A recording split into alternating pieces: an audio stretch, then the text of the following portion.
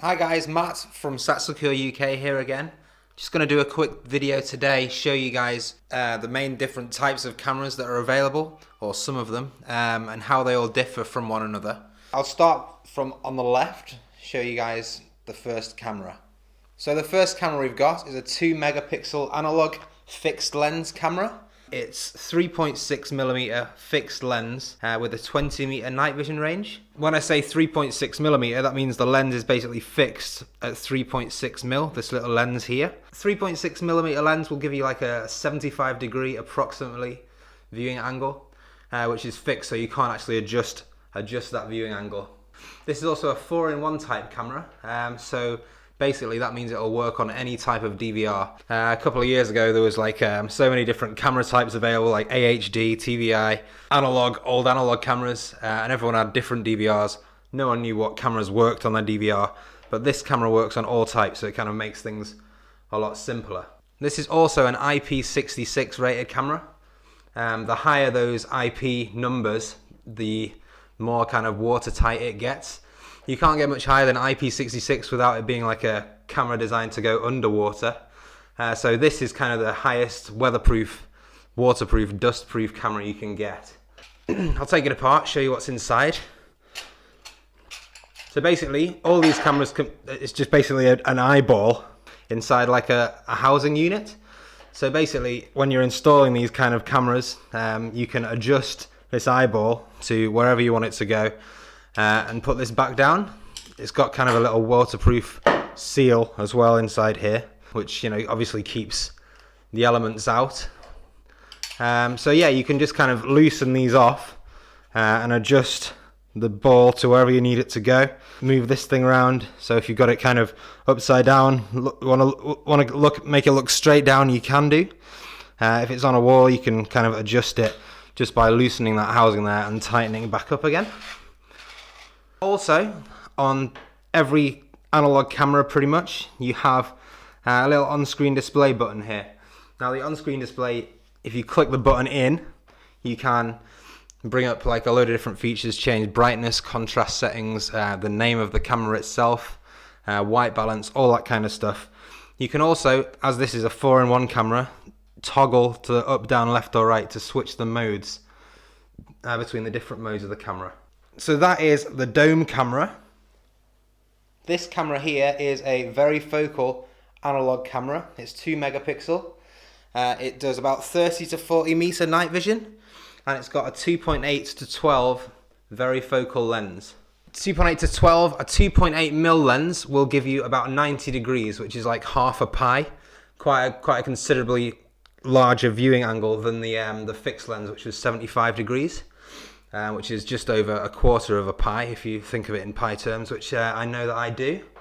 This is also another 4-in-1 camera, so it'll work on all camera formats. The main reason it differs is it's got more infrared LEDs here, and it's got a very focal lens. The lens can be adjusted. If you look on the side here, it's got a zoom and a focus settings. All these cameras come with a little baby screwdriver. You can stick a screwdriver in there and manually adjust that lens. If you wanted to zoom it in on like a car, for example, on your drive, or if you wanted to zoom it out so that it's got that 90-degree viewing angle, you can do. And that's the main difference between that type of camera. Yeah, with the 30-meter night vision, it does make these cameras a little bit more expensive than the fixed lens ones, which are usually the cheapest ones you can buy. But it does have its benefits for the extra amount of money that you pay. The last type of camera I've got to show you is an IP camera. This is a 4 megapixel, 20 meter night vision, 3.6mm fixed lens IP camera, so it's got the same viewing angle as the first camera that I showed you. The main difference is that it's 4 megapixel, which is twice the image quality of the first camera I showed you. IP cameras stands for Internet Protocol Camera.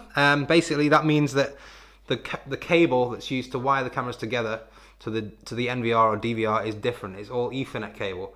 And the main benefit of Ethernet cable is that you can send larger amounts of data down Ethernet than you can over coax, which is what's used for analog camera wiring.